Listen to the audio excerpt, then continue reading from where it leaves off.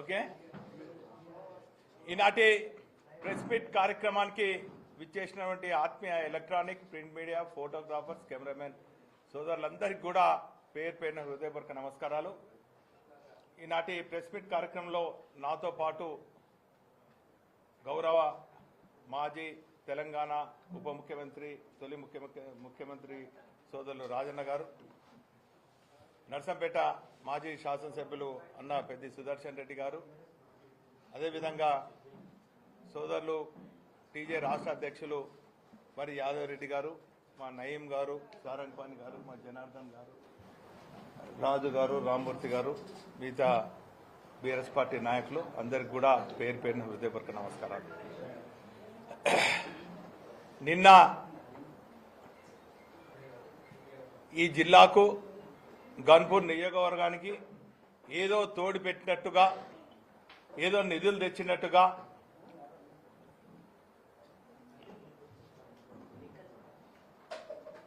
ప్రభుత్వ కార్యక్రమాల ద్వారా మహిళలను నిర్బంధంగా తీసుకొచ్చి సభ జరుపుకొని ఆ సభలో మేము ఉప ఎన్నికలకు రాలేదు, ఓట్ల కోసం రాలే అని చెప్పే ప్రసంగాన్ని చూస్తే అది ముమ్మాటికి వాళ్ళ మాటలలో కానీ వాళ్ళ చేతులలో కానీ వారి చేష్టలలో కూడా ఖచ్చితంగా ఉప ఎన్నికలు రాబోతున్నాయి.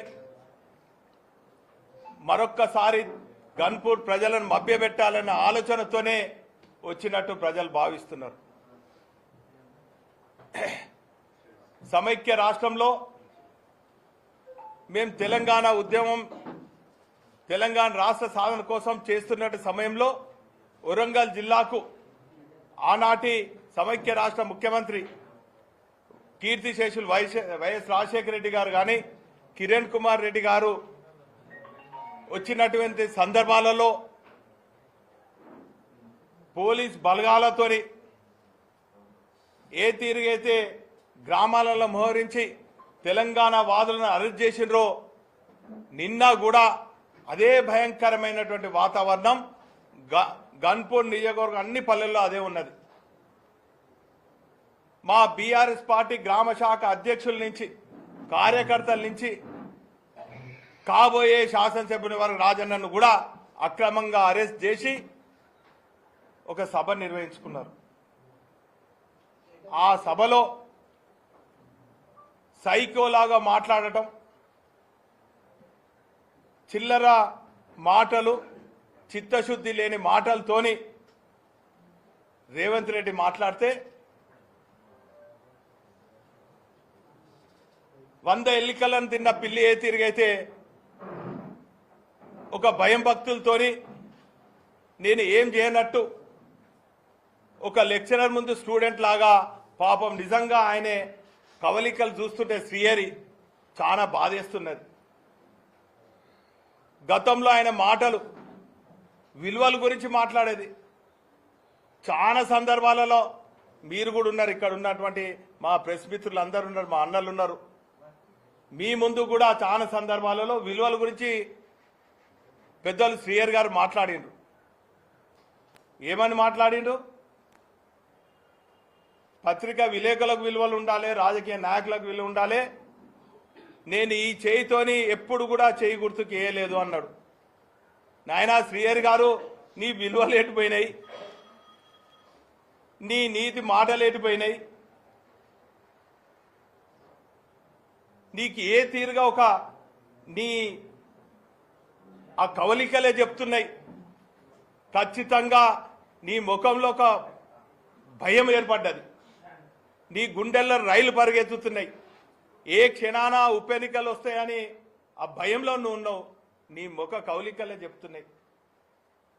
ఖచ్చితంగా నీ ఆత్మ ఘోషిస్తున్నది, నువ్వు చేయరాని నేరం, చేయరాని తప్పు మరి ఈరోజు మరి బీఆర్ఎస్ పార్టీకి ద్రోహం చేసింది, అది నిన్ను వెంటాడుతుంది. ఏ క్షణాన ఉప ఎన్నికలు వచ్చినా ఖచ్చితంగా రాబోయేది గన్పూర్లో బీఆర్ఎస్ పార్టీ అభ్యర్థి కేసీఆర్ గారి ఆశీర్వదించి పంపించినటువంటి అభ్యర్థి భారీ మెజార్టీతో గెలవబోతున్నారు. పైపెచ్చి ఏమంటాడు, గన్పూర్లో అసలు అభివృద్ధి జరగలేదట. నాయనా నువ్వు సమైక్య రాష్ట్రంలో 10 ఏళ్ల పాటు మంత్రిగా ఉన్నావు, ఏం చేసినావు? ఏమని కొంపలు ముంచినావు? ఆ 10 ఏళ్ల కాలంలో నీకు ఎదురు తిరిగిన వాళ్ళందరినీ కూడా ఎన్కౌంటర్ చేయించిన తప్ప నువ్వు చేసిన ప్రగతి ఏంది? నీకు పదవి వచ్చింది, మంత్రి పదవి వచ్చింది. ఆ 10 ఏళ్ల కాలం పోని సమైక్య రాష్ట్రంలో తెలంగాణ ప్రాంతానికి అన్యాయం జరిగిందో, నిధులు ఇయ్యలేదో, నువ్వు నిస్సహాయ ఉన్నావో ఏదో పోని, నీకు మొత్తం స్వేచ్ఛ ఇచ్చి నిన్ను మూలకు కూర్చున్నటువంటి ఇంట్ల నుంచి తీసుకొచ్చి టీఆర్ఎస్ పార్టీలో చేర్పించి మాలాంటి వాళ్ళందరూ కూడా ఒప్పించి మెప్పించి నీకు పార్లమెంట్ టికెట్ ఇచ్చి ఎమ్మెల్సీ ఇచ్చి ఉప ముఖ్యమంత్రి చేసి 4-5 పార్లల్లో నీకు స్వేచ్ఛ ఇస్తే తెచ్చిన నిధులు ఏం చేసినావు?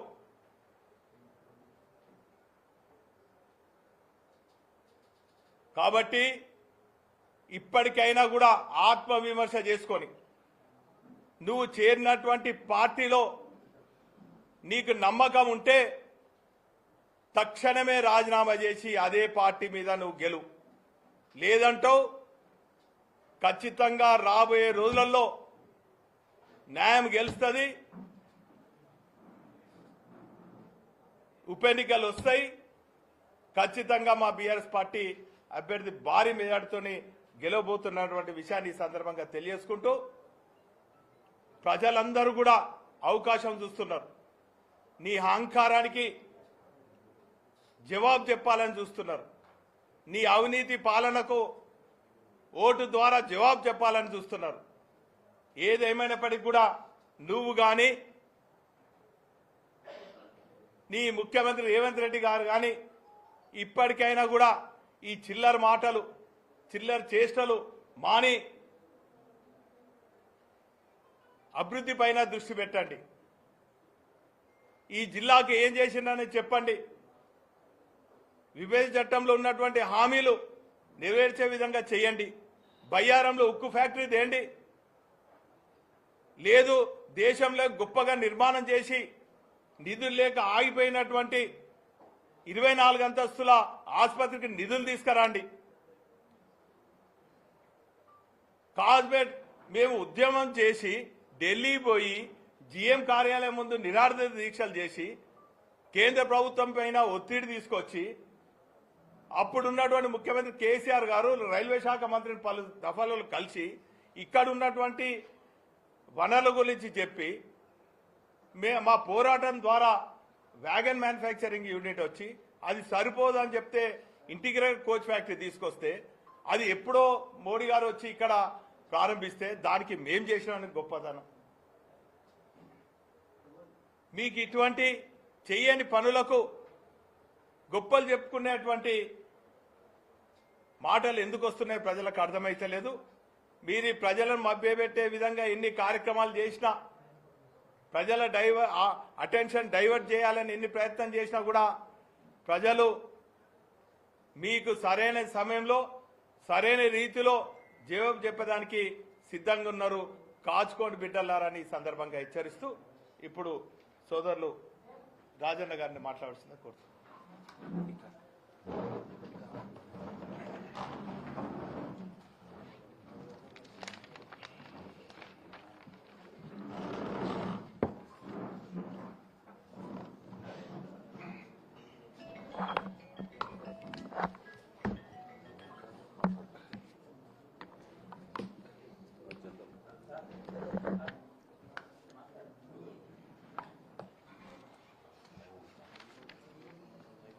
జై తెలంగాణ. పత్రికా మిత్రులకు, ఎలక్ట్రానిక్ మీడియా సోదరులకి, అదేవిధంగా జిల్లా అధ్యక్షుడు వినయ్ భాస్కర్ గారికి, అదేవిధంగా నర్సంపేట్ మాజీ ఎమ్మెల్యే గారు పెద్ద సుదర్శన్ రెడ్డి గారికి, వేదిక మీద పెద్దలకు అందరికీ నమస్కారాలు తెలియజేసుకుంటూ, ఆగ మేఘాల మీద ఎవరో తరిమితే ఉరుకొచ్చినట్టు నిర్బంధాల మధ్యలో నిన్న స్టేషన్ గన్పూర్లో రేవంత్ రెడ్డి సభ కళా విహీనం లేకుండా, ఎవరి ముఖంలో నవ్వు లేకుండా, బలవంతంగా తీసుకొచ్చినట్టు, బలవంతంగా కూసున్నట్టు, ఒక లెక్చరర్గా పనిచేసిన కడియం శ్రీహరి సిగ్గు శరం లేకుండా చేతులు కట్టుకొని రేవంత్ రెడ్డి సమానంగా నిలబడు కాకుండా వెనుక నుండి ఇట్లా కట్టుకున్న పరిస్థితి వచ్చిందంటే నిజంగా ఆ సభను చూస్తే నిజంగా ఏ ఒక్కరు కూడా మెచ్చుకునే పరిస్థితి లేదు. కారణం ఏంటంటే 15 నెలల పాలనలో అట్టర్ ఫ్లాప్. భారతదేశంలో 28 రాష్ట్రాలు ఉంటే అన్ని రాష్ట్రాల్లో మాజీ ముఖ్యమంత్రులు, ఇప్పుడున్న ముఖ్యమంత్రుల కంటే అట్టర్ ఫ్లాప్ ముఖ్యమంత్రి ఎవరంటే రేవంత్ రెడ్డి గారు. అందరికంటే ఎక్కువ క్రిమినల్ కేసెస్ ఉన్నాయి. ఎవరి మీద అంటే మొత్తం అందరూ ముఖ్యమంత్రుల కంటే ఎక్కువ క్రిమినల్ కేసెస్ ఉన్నది ఎవరంటే 89 కేసులతో టాపర్గా ఉన్నాడు. కేసులలో టాపర్. అదేవిధంగా పనులు ఏమన్నా చేసిండా అంటే గుండు సున్నా. అప్పులను చూస్తే 15 నెలల కాలంలో 1,62,000 కోట్ల రూపాయల అప్పు తీసుకొచ్చి అవి మొత్తం కూడా ఢిల్లీకి రాహుల్ గాంధీకి కప్పం కట్టడానికి మాత్రమే వాడుతూ పాడిందే పాడినట్టు బీఆర్ఎస్ ప్రభుత్వం మీద తెచ్చిన అప్పుల మీద మొత్తము ఓ సెషన్ మొత్తం కూడా మొత్తం అప్పులు ఇప్పటి వరకు బీఆర్ఎస్ ప్రభుత్వం ఉన్నప్పుడు చేసినప్పుడు 4,17,496 కోట్ల రూపాయలని నిర్దిష్టంగా అప్పుడున్న ఆర్థిక శాఖ మంత్రులు హరీష్ రావు గారు క్లియర్గా అప్పుల వివరాలు పూర్తిగా చెప్పడం జరిగింది. తెలంగాణ రాష్ట్రానికి ఆస్తులను కూడబెట్టడం జరిగింది, వనరులను సమకూర్చడం జరిగింది. భారతదేశానికి ఆదర్శవంతమైన పథకాలు ఈరోజు మిషన్ భగీరథ భారతదేశంలో ఎక్కడ కూడా లేదు, మన దగ్గర మాత్రమే ఉన్నది. మిషన్ కాకతీయ ఎక్కడ లేదు, అది మన దగ్గర మాత్రమే అమలు చేయడం జరిగింది. అదేవిధంగా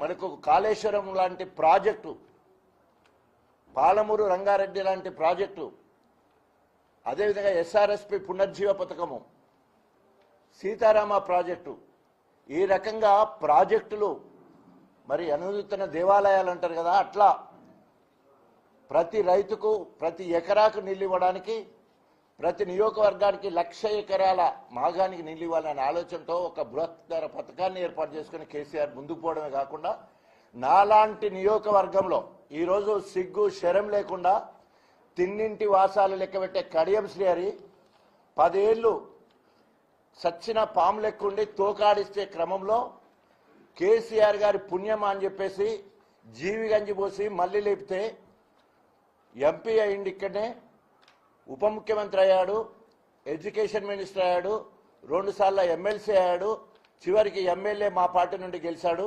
బిడ్డకు ఎంపీ ఇతనన్నా కూడా వీటన్నిటినీ పక్కకు పెట్టి పైసలకు ఆశపడి బిడ్డ భవిష్యత్తును దృష్టిలో పెట్టుకొని 100 కోట్లకు అమ్ముడు పోయి ఈరోజు కాంగ్రెస్ పార్టీ ఏమంటారు కామెర్లు కమ్మినట్టు, కాంగ్రెస్ పార్టీ కామెర్లు కమ్మినట్టు మాట్లాడుతూ ఉన్నాడు. కనీసం ఇంకిత జ్ఞానం ఉండాలి కదా, లెక్చరర్ అని మేధావని చెప్పుకునే దానికి సిగ్గుండాలి. 15 సంవత్సరాలల్లో గణపురంలో ఏమీ అభివృద్ధి జరగలేదని మాట్లాడతాడు. కేసీఆర్ గారు 2018లో సర్వేలో కేసీఆర్ 98 మార్కులతో అభివృద్ధి సంక్షేమంలో నెంబర్ 1, సిరిసిల్ల నుంచి వెళ్ళి కేటీఆర్ 92 మార్కులతో 2వ స్థానం, 3వ స్థానం హరీష్ రావు గారు 88 మార్కులతో, 4వ స్థానము స్టేషన్ గన్పూర్ కేసీఆర్ గారు ఆశీస్సులతో డాక్టర్ రాజయ్య. ఇది నేను రాసిన ఇంగ్లీష్ పేపర్లో వచ్చింది. పెద్దగా మాకు అక్కడ కేసీఆర్ కూడా స్వయంగా తెలంగాణ భవన్లో మా సర్వే రిపోర్ట్లన్నీ మాకు ఇచ్చినప్పుడు తెల్లారి పేపర్లో వచ్చింది. అన్ని ప్రధాన పత్రికలలో కూడా ఫస్ట్ పేజీలో కూడా రావడం జరిగింది. అసలు అభివృద్ధికి అర్థం తెలుసా? కడియం శ్రీహరికి అభివృద్ధి అంటే అర్థం తెలుసా? ఏమన్నా కళ్ళుండి కబోదు లెక్క, అందరూ మాట్లాడుతుంటే చెవిటోన్ లెక్క, నోరు ఉంది కదని ఏది పడితే అది పచ్చి అబద్ధాలు మాట్లాడడం అలవాటు అయిపోయింది. గోబెల్స్ ప్రచారం చేయడం అలవాటు అయిపోయింది. ఈరోజు సహచర మాజీ ఎమ్మెల్యేలు అదేవిధంగా బీఆర్ఎస్ శ్రేణుల సాక్షిగా గణపురం ఈరోజు నేషనల్ హైవే 67 కిలోమీటర్ల నేషనల్ హైవే, అన్ని మండలాలకు పక్క నియోజకవర్గ మండలాలకు డబుల్ రోడ్, మొత్తము రవాణా రంగంలో నెంబర్ 1 స్టేషన్ గన్పూర్. దాదాపు 1860 కోట్ల రూపాయలతో ఔటర్ రింగ్ రోడ్ మొత్తం గన్పూర్ నుంచి వెళ్ళి మా కళ్యాణ్ అవతల నుంచి వెళ్ళి వస్తే ఉనికిచెర్ల వరకు 2 టోల్ గేట్లు కూడా మా దాంట్లోకి వెళ్తాయి. దానివల్ల ఇవాళ 10 లక్షల నుండి 20 లక్షలు 30 లక్షలు ఉన్న భూముల ధరలు ఇవాళ 5 కోట్ల నుండి 10 కోట్ల వరకు వెళ్ళింది. 2-3 కిలోమీటర్ల దూరంలో ధర్మసాగర్ రిజర్వాయర్, 500 మీటర్ల దూరంలో స్టేషన్ గన్పూర్ రిజర్వాయర్, 3 కిలోమీటర్ల దూరంలో అశ్వరాపల్లి రిజర్వాయర్, తర్వాత మొత్తం రోడ్డు కానుకొనే నవోపేట రిజర్వాయర్. ఎందుకు చెప్తున్నానంటే ఇండస్ట్రియల్ కారిడార్ డెవలప్ కావాలంటే నీరు ఉండాలి, విద్యుత్ ఉండాలి, రవాణా ఉండాలి. ఈ 3 ఉన్న ఏకైక నియోజకవర్గం రాబోయే రోజుల్లో ఇండస్ట్రియల్ కారిడార్ డెవలప్ అవడం కోసము గొప్పగా ఈరోజు రోడ్లు అభివృద్ధి అయినాయి. రిజర్వాయర్ల హబ్గా ఉంది. ఈరోజు ఒక్క నియోజకవర్గానికి 9 రిజర్వాయర్లు. ఇది చరిత్రలో రాసేంత పెద్ద చరిత్ర. 7 రిజర్వాయర్లు నా నియోజకవర్గంలో ఉన్నాయి. బొమ్మకూరు, చీటకోడూరు మా పైనుండి మా నియోజకవర్గానికి నీళ్ళు వస్తాయి. 9 రిజర్వాయర్ల ద్వారా దాదాపు 1,50,000 ఎకరాకు నీళ్ళు అందించే సామర్థ్యం ఉన్నాయి. ఎండాకాలం వచ్చిందంటే పెద్ద నీళ్ళటం లెక్క నేను తిరుగుతుండేది, కాలువలెంబడి తూములెంబడి చేసేది. ఈరోజు ప్రణాళిక లేదు, ఒక సమీక్ష లేదు. 365 రోజులు సమ్మక్క సారాలమ్మ బ్యారేజ్ దగ్గర మనం ప్రాణహిత కిందికి వెళ్ళిన తర్వాత ఎప్పుడు నీళ్లు నిండుగా ఉంటాయని చెప్పేసి కేసీఆర్ గారి ఆశీస్సులతో దాదాపు 1700 కోట్ల రూపాయలతో ఆ బ్యారేజ్ కట్టడం వల్ల దేవాదుల మొత్తం కూడా గణపురం కోసమే నాన్నంత గొప్పగా ఎక్కువ ఆయకట్టు, ఎక్కువ రిజర్వ్లు గణపూర్లో ఉన్నాయి. మాకు ఎస్ఆర్ఎస్పి నీళ్లు రావు, ఓన్లీ దేవాదుల. సో ఆ రకంగా గొప్పగా ఈరోజు నీటి వనరులు ఉంటాయి. ఇవాళ ఈయన అవివేకం వల్ల ఎక్కడ బీఆర్ఎస్ పార్టీకి పేరు వస్తుందని చెప్పేసి, ప్రభుత్వానికి పేరు వస్తుందని చెప్పేసి ఎక్కడ సమీక్షలు జరపకుండా నీళ్లు విడుదల చేయకపోతే ఇవాళ రిజర్వాయర్లు ఒట్టుపోయే పరిస్థితి. చెరువుల సంగతి దేవుడెగురు, కాలువ సంగతి దేవుడెగురు. ఇవాళ మొత్తం కూడా ఎడారి లెక్క గణపురం అంతా ఎండిపోయే పరిస్థితి దాపురించింది. దీనికి సిగ్గు శరం లేకుండా ఇంత అభివృద్ధి అవుపడుతూ కొట్టొచ్చినట్టు రిజర్వాయర్లు, రవాణా, ఎడ్యుకేషన్ హబ్ మొత్తం కూడా ఆనాడు తెలంగాణ ఉద్యమం పక్క జరుగుతూ ఉంటే నేను కాంగ్రెస్ ఎమ్మెల్యేగా 16 మంది ఎస్ఐలు వీరెంబడబడతాంటే మొత్తం కూడా జై తెలంగాణ అనుకుంటూనే చదువుకొని పైకి వచ్చేది. కాబట్టి నా దగ్గర ఎడ్యుకేషన్ ఇన్స్టిట్యూషన్స్ ఉండాలని ఆ రోజు మరి కస్తూర్బా పాఠశాలలో మోడల్ స్కూల్ శిలాఫలకం వేస్తేనే వస్తాయంటే అవిభక్త వరంగల్ జిల్లా మొత్తంలో మొట్టమొదటిసారి రెసిడెన్షియల్ పాఠశాలలు మొత్తం కూడా మంజూరైనాయి నా దగ్గరే. ఎందుకంటే ఆనాడు నేను కాంగ్రెస్ ప్రభుత్వంలో ఉన్నాను, రెండోది ఉద్యమంలో కూడా ఉన్నాను. సో ఆ రకంగా మంజూరు చేసుకోవడానికి నాకు ఎక్కువ అవకాశం వచ్చింది. ఇవాళ ఎడ్యుకేషన్ హబ్బు లెక్క గొప్పగా మహిళా డిగ్రీ కళాశాల తీసుకొచ్చినాం. తర్వాత కస్తూర్బా పాఠశాలలో మోడల్ స్కూల్స్ గొప్పగా మొత్తం నమిలిగొండ దగ్గర మొత్తం కూడా ఒక హబ్ లాగా చాలా గొప్పగా ఎడ్యుకేషన్ అభివృద్ధి చేసినాం. ఆ సమయంలో తెలంగాణ మొత్తంలో రెసిడెన్షియల్ పాఠశాలలో బాణాల శ్రీవాణి అని స్టేట్ రెసిడెన్షియల్ పాఠశాలలో స్టేట్ ఫస్ట్ వచ్చింది. నేను ఎమ్మెల్యేగా ఉన్నప్పుడు నేను 4వ స్థానం అని చెప్పినట్టు నేను వచ్చినట్టే మా దగ్గర విద్యార్థి స్టేట్ ఫస్ట్. కీర్తి వెంకటేశ్వర్లు అన్న ఎన్నుకున్నాడు. మొత్తం ఉత్తమ జెడ్పీటీసీగా మోడీ చేత అవార్డు. కారణం ఏంటంటే నేను ఎంత తిరిగితే నాతో పాటు ప్రజాప్రతినిధులు తిరిగేది. ఒక సర్పంచ్కి ఉత్తమ సర్పంచ్గా మోడీ చేత బహుమతి. మహిళా సంఘాలలో గొప్పగా పనిచేస్తే మోడీ చేత మాట్లాడిచ్చే పరిస్థితి. అంటే అన్నీ ఒకేసారి బైబిల్ ఒక సూక్తుడు ఉన్నవాడికి అధికంగా ఇవ్వబడును అన్నట్టు గణపురానికి అన్ని అవార్డులు వచ్చే విధంగా పల్లె ప్రగతి కార్యక్రమాలు చేసిన తర్వాత జిల్లా అవార్డులు వచ్చినా మా దగ్గరే.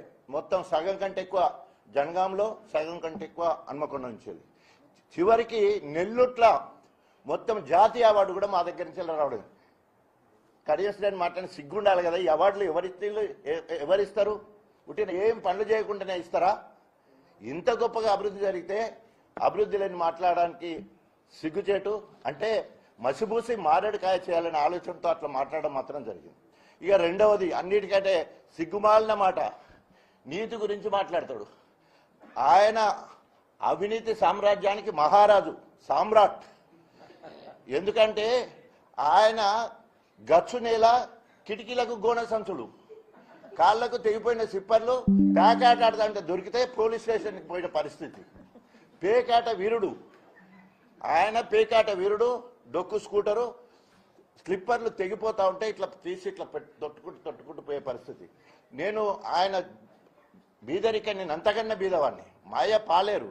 కానీ నేను వచ్చిన స్థాయి ఎన్నడూ కూడా మర్చిపోలేదు. ఇప్పటి వరకు నేను వచ్చిన స్థాయిని మర్చిపోలేదు. నా తర్వాత నా ఇద్దరు చెల్లెలు కూడా చదువుకోలేదు. It is true.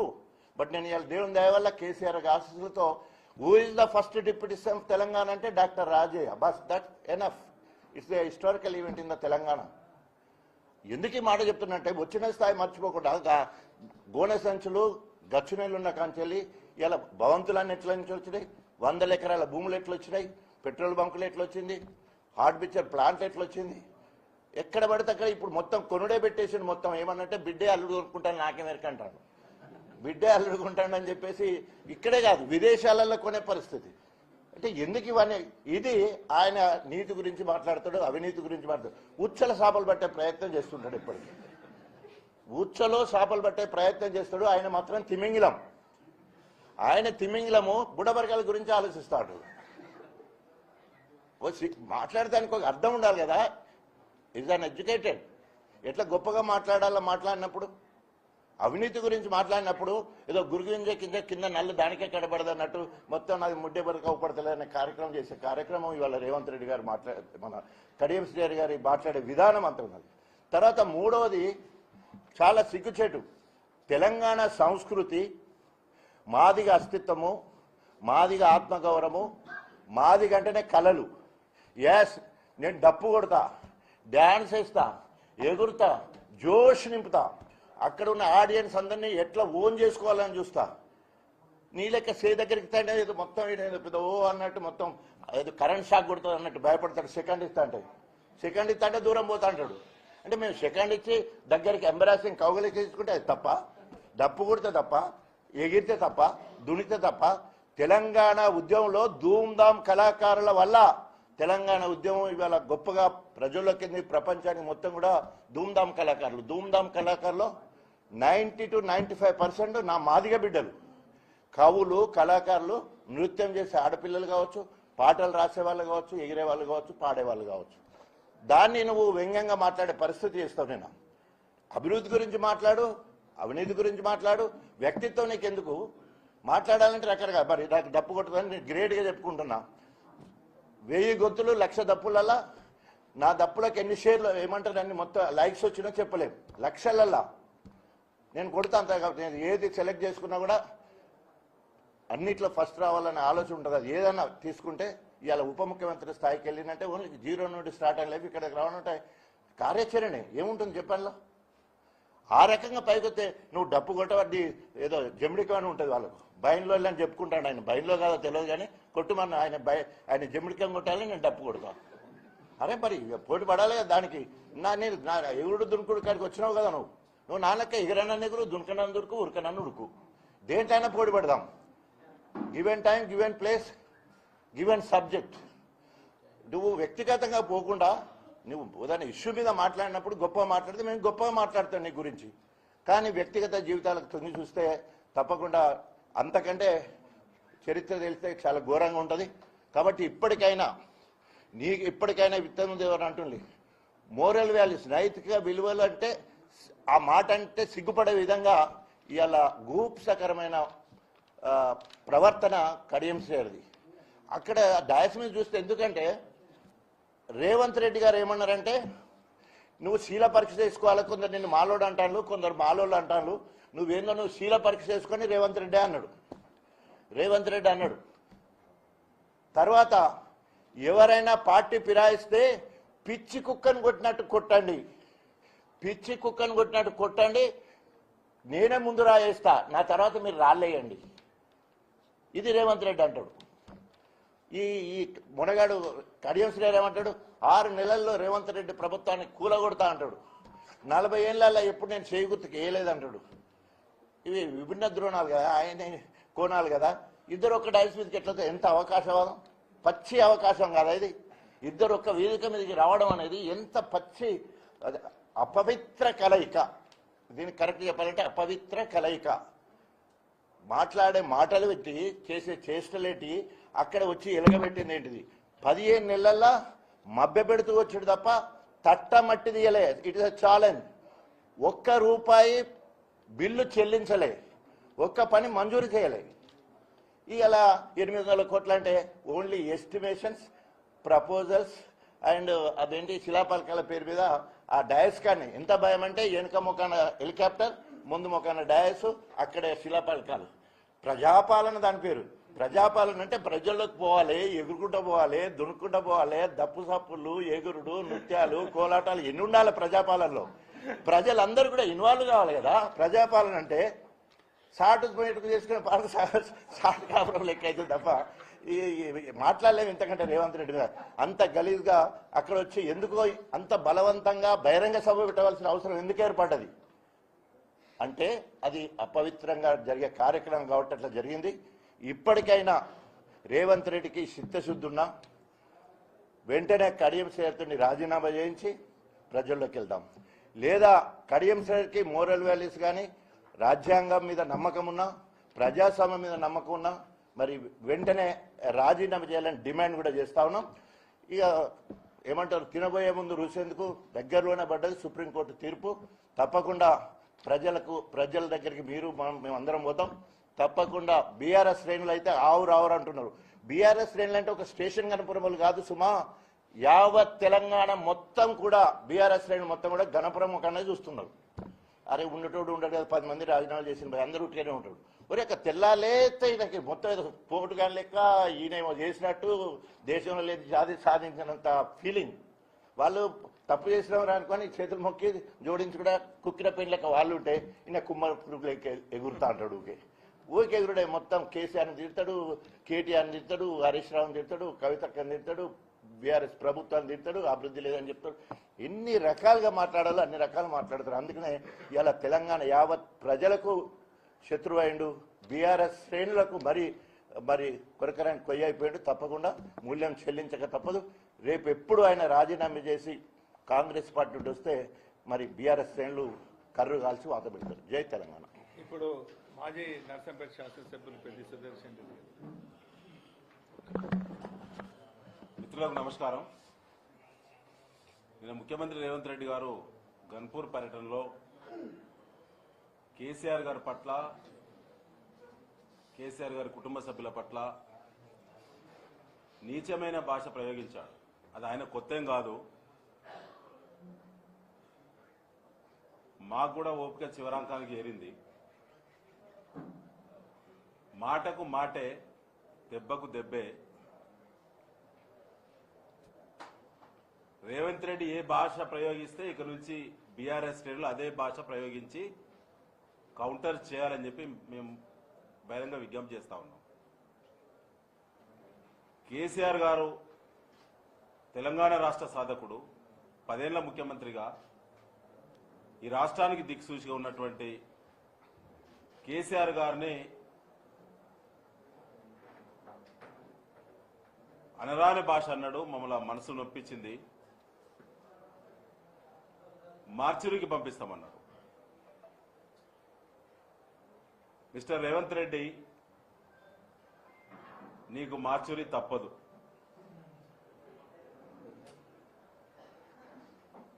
కేసీఆర్ గారు నిన్న తాగుబోతని మాట్లాడాడు. ఒక ముఖ్యమంత్రిగా ఉన్నావు, బుద్ధి లేనటువంటి మాటలు, అధికారిక వేదిక, ప్రజలు ట్యాక్స్ చెల్లిస్తే ఖజానా నుంచి ఖర్చు పెట్టి నిన్న మాట్లాడినటువంటి స్టేషన్ గన్పూర్ వేదిక ప్రజల వేదిక, నీ అయ్య వేదిక కాదు. కడియం శ్రీహరి తొత్తు కాదు ఆ వేదిక. తన సొంత పైసలతో పెట్టింది కాదు. నిన్న 10 కోట్ల రూపాయలు ప్రభుత్వ ఖజానా నుంచి నిన్న ఖర్చు పెట్టిళ్ళు గన్పూర్ వేదిక మీద. ఒక మాజీ ముఖ్యమంత్రి గురించి దుర్భాషలాడడానికి ప్రభుత్వ ఖజానా నుంచి 10 కోట్ల రూపాయలు ఖర్చు పెట్టి ముఖ్యమంత్రి హోదాలో రేవంత్ రెడ్డి మాట్లాడిన మాటలు తెలంగాణ ప్రజలకు లేదా గణపూర్ నియోజకవర్గ ప్రజలకు ఏ మేరకు ఉపయోగపడతాయో ఒకసారి ఆత్మపరిశీలన చేసుకోవాలి తెలంగాణ ప్రజలని చెప్పి కూడా బీఆర్ఎస్ విజ్ఞప్తి చేస్తా ఉన్నది. ఖచ్చితంగా కేసీఆర్ గారు తెలంగాణ జాతిపితే, నువ్వు గాడ్సే వారసుడివి, నువ్వు విధ్వంస రచన చేస్తున్నటువంటి ఒక రౌడీ మూకలకు నాయకత్వం వహించేటువంటి లక్షణాలు రేవంత్ రెడ్డి నీలో స్పష్టంగా అవపడతా ఉన్నాయి. ముఖ్యమంత్రులను ఎదిరించడం, ఆపడం, దాడులు చేయడం బీఆర్ఎస్ కొత్త కాదు. ప్రజలకు అర్థం కావాలి, మార్పు అని చెప్పి కొత్త కోరికలు కొత్త పథకాలకు ఆశపడి ప్రజలు ఓట్లేస్తే నువ్వు ముఖ్యమంత్రి అయినావు. ప్రజలకు అర్థం కావాలని ఓపిక పడతా ఉన్నావు. కేసీఆర్ గారి పట్ల మరోసారి పల్లెత్తి మాట్లాడినా ఓరుగాళ్ళు పౌరుషం తిరుగుబాటు, గత ఘటనలన్నీ కూడా ఓరుగాళ్ళు వేదిక మీద ఆవిష్కరించబడతాయి. ఏ త్యాగానికైనా సిద్ధపడి నీ నాలుక తిరగకుండా చేసేటువంటి వరకు ఖచ్చితంగా నీకు నిర్బంధం, తెలంగాణ రాష్ట్రంలో ముఖ్యమంత్రి హోదాలో నువ్వు నిర్బంధించబడతావు ప్రజల చేత అని చెప్పి ఈ సందర్భంగా హెచ్చరిస్తా ఉన్నావు. ముఖ్యంగా మిత్రులారా, ఇవాళ కేసీఆర్ తెలంగాణ జాతిపిత ముమ్మాటికి, రేవంత్ రెడ్డి తెలంగాణ ఉద్యమకారుల పట్ల తన గత వైఖరిని గుర్తు చేసుకుంటే రేవంత్ రెడ్డి హంతకుడు, గాడ్సే వారసుడు. తెలంగాణ జాతిపిత కేసీఆర్ అయితే తెలంగాణ హంతకుడు, తెలంగాణ అస్తిత్వాన్ని హననం చేస్తున్న, తెలంగాణ ఆర్థిక వ్యవస్థను పూర్తిగా కుప్పగూలుస్తున్న, తన చిల్లర మాటలతో, దివాలా కోరు బుద్ధితో, వక్ర బుద్ధితో విధ్వంసకర రచన చేస్తున్నటువంటి ఒక విధ్వంసకారుడు తెలంగాణ, పచ్చడి తెలంగాణను విధ్వంసం చేసే విధ్వంసకారుడు రేవంత్ రెడ్డి. ఒక ముఖ్యమంత్రి హోదాలో ఆ రకమైన భాష మాట్లాడితే ఇవాళ మామూలు కార్యకర్తలు గ్రామాల్లో ఏ విధమైన భాష ప్రయోగిస్తున్నారో, తెలంగాణ కల్చర్ ఏమవుతున్నదో, తెలంగాణ అవసరాలు ఏమవుతున్నాయో, మార్పులో భాగంగా కొత్త ప్రభుత్వం ఇచ్చేటువంటి పథకాల మీద చర్చ జరగకుండా డైవర్షన్ పాలిటిక్స్ లో భాగమే రేవంత్ రెడ్డి చిల్లర మాటలు, చిల్లర కూతలు, ఫ్రస్ట్రేషన్ లో పిచ్చి కూతలు మాట్లాడుతున్నటువంటి రేవంత్ రెడ్డి కాంగ్రెస్ లో కొద్ది నెలలు మాత్రమే ఉంటాడు. కొద్ది నెలలు మాత్రమే కాంగ్రెస్ పార్టీలో ఉంటాడు, పదవిలో ఉంటాడు. ఇది ముమ్మాటికి సత్యం. వాళ్ళ ఎమ్మెల్యేల మధ్య విపరీతమైన అంతరం పెరిగింది, కేబినెట్ లో సైక్యత దెబ్బతిన్నది. రేవంత్ రెడ్డికి ఎవరు మద్దతు చేసే పరిస్థితులు కాబట్టే ఇలా బీఆర్ఎస్ కు ద్రోహం చేసిపోయినటువంటి శ్రీహరి లాంటి వాళ్ళ చెప్పు చేతుల్లోకి రేవంత్ రెడ్డి పోయిందంటేనే ఆయన యొక్క అస్తిత్వం ఏందో తెలంగాణ ప్రజలకు అర్థమైందని చెప్పి ఈ సందర్భంగానే విజ్ఞప్తి చేస్తా ఉన్నాను. సిగ్గుండాల మాట్లాడడానికి ఎంజీఎం మీద రోజు స్టోరీలు వస్తున్నాయి అన్ని పత్రికలు, అన్ని టీవీల్లో. ఏసీలు పనిచేయడం లేదు, సర్జరీలు కావటం లేదు, రోజుకు 2-3 సర్వీస్ అందక ఇవాళ అకాల మరణం చెందేటువంటి పరిస్థితి వచ్చినా ఎవడు మాట్లాడే దిక్కులేదు ఇక్కడ అధికార పార్టీ వాళ్ళు. మంత్రుల మధ్య సైక్యత లేదు, అధికార శాసనసభ్యులు విచ్చలవిడిగా దోపిడీ చేస్తా ఉన్నారు. క్రషర్లను మొత్తం బెదిరించి ఇలా క్రషర్లను మొత్తం కూడా మూత వేసిన ఉమ్మడి జిల్లా వ్యాప్తంగా. ఇవాళ ఎవ్వరు కూడా భయపడి కాంట్రాక్టర్లు టెండర్లు వేసే పరిస్థితి ఉమ్మడి జిల్లాలో. ఇవాళ అడగదలుచుకున్నాను, 15 నెలలు అవుతున్నది కదా, ఉమ్మడి జిల్లా 12 నియోజకవర్గాల్లో ఎంతమంది కాంట్రాక్టర్లు టెండర్లకు ముందుకొచ్చిల్లో ఒక్కసారి ఈ జిల్లాకు చెందినటువంటి మంత్రులు గాని, ఈ జిల్లాకు చెందినటువంటి అధికార పార్టీ శాసనసభ్యులు ఉమ్మడి వేదిక మీద సమీక్షించేటువంటి దమ్ముందా అని చెప్పి అడగదలుచుకున్నాను. వీళ్ళ యొక్క పర్సంటేజ్లకు భయపడి వెళ్ళిపోయేటువంటి పరిస్థితి. ఇవాళ పదే అంటున్నారు కేసీఆర్ కుటుంబం 1,00,000 కోట్లు దోపిడీ చేసింది కాబట్టి అప్పులా పాలైందని చెప్పి ఈ యొక్క రేవంత్ రెడ్డి చిల్లర మాటలు, కడియం శ్రేయర్ యొక్క దొంగ మాటలు పదే మాట్లాడుతున్నారు. నేను అడుగుతున్న కడియం శ్రేయర్ గారు, మీరు నిన్నటి వరకు కూడా మరి కేసీఆర్ గారి పక్కనే ఉన్నారు, కేబినెట్ లో ఉన్నారు కదా, 1,00,000 కోట్లలో మీకెంత వచ్చింది? ఎందుకు మాట్లాడుతున్నారు ఈ రిటైర్మెంట్ ఏజ్లో? వీళ్ళ గ్రౌండ్ లేదు. గ్రౌండ్లో లేకనే ఈ చిల్లర మాటలు మాట్లాడుతున్నటువంటి కాంగ్రెస్ పార్టీ పతనం దగ్గరకు వచ్చింది. పతనం అంచున కాంగ్రెస్ పార్టీ ఉందని చెప్పి ఈ సందర్భంగా మేము హెచ్చరిస్తా ఉన్నాం. సాధారణ ఎన్నికల వరకు కూడా పార్టీ పదవులు అమ్ముకున్నారు, సంక్షేమ పథకాలు అమ్ముకున్నారు, కమిషన్లు తీసుకోవడం తప్ప నిన్న దాకా ఒరిగింది ఏం లేదని అంత ఆయన నేరుగా మేమే విమర్శ చేశాము. నిజమేనా? అది ఏంటి? అందుకనే ఆడలేక మధ్యలోడింది అంటారు కదా. సో ఆయన మాటలన్నీ కూడా అబద్ధం చెప్పిన కదా. ఆయన ఒక్కటంటే ఒకటి నిజం మాట్లాడాడు. అదేమన్నా అదే చెప్పిన కదా, ఉచ్చలో చేపలు పట్టుకునే కామెంట్లు అవి. ఎవరైనా 100 గురించి 1000 గురించి 2000 గురించి 5000 గురించి మాట్లాడే పరిస్థితి మాట్లాడితే ఇక అంతకంటే నీచమైన పరిస్థితి ఉండదు. తెలంగాణ రాష్ట్ర సాధన కోసం అధికార కాంగ్రెస్ పార్టీ ఎమ్మెల్యే పదవికి రాజీనామా చేసి ఈరోజు తెలంగాణ చరిత్రలో మిగిలిపోయి నేను ఒక పిల్లల డాక్టర్గా, ఉత్తమ పిల్లల డాక్టర్, ఓన్లీ నా రాజకీయ అరంగేట్రమే సోషల్ సర్వీస్.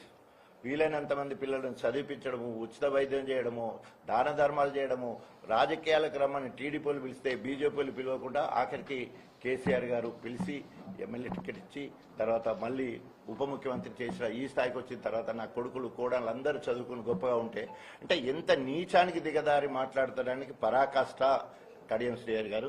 ఇది ఉదాహరణకి 3 ఆగస్టు 2023లో 100 మంచాల ఆసుపత్రి మంజూరైంది, టెండర్ కూడా పోయింది. తర్వాత ఓన్లీ శిలాఫలకం వేసి చేద్దామంటే ఎట్లాగూ మనమే అధికారంలోకి వస్తాం కదా, మనమే చేద్దామని చెప్పేసి అప్పుడు ఆయనే ఆపిడు. సో దాన్ని ఆయనే చేసినట్టు చెప్పుకునే పరిస్థితి చేస్తూ ఉంటాడు. తర్వాత గన్పూర్ మున్సిపాలిటీ సో మా పీరియడ్లోనే రావడం జరిగింది. 10 కోట్ల రూపాయల నిధులు చిలుపురుగుట్ట దేవస్థానానికి మా పీరియడ్లో రావడం జరిగింది. 104 కోట్ల రూపాయలు కేటీఆర్ తోటి శంకుస్థాపన చేసి పనులు నత్తనట్టుగా నడుస్తూ ఉంటే అవి ఆయన తెచ్చినట్టు చెప్పుకునే కార్యక్రమం. తర్వాత ప్రజలు కోరే ఒక్క పని కూడా అంటే ఈరోజు ఉదాహరణకి సంక్షేమ పథకాలు ప్రజలు, అది కాకుండా ఇంటిగ్రేటెడ్ స్కూల్స్ అని అక్కడ పిల్లలు చచ్చిపోతుంటే ఆ రెసిడెన్షియల్ పాఠశాల గురించి పట్టించుకోడు. కానీ ఇంటిగ్రేటెడ్ ఆర్డీఓ ఆఫీస్ కానీ ఇవే ప్రజలు కోరిల్లు ఇది. సో ఇది జరుగుతున్న పరిస్థితి. ఏదేమైనా కూడా రేపు ఎప్పుడు ఎలక్షన్లు వచ్చినా లేదా ఉప ఎన్నిక వచ్చినా రేపు లోకల్ బాడీ ఎన్నికలు వచ్చినా కూడా కాంగ్రెస్ పార్టీకి కడియం శ్రీహరికి కర్రుగాల్చి వాత పెడతారు.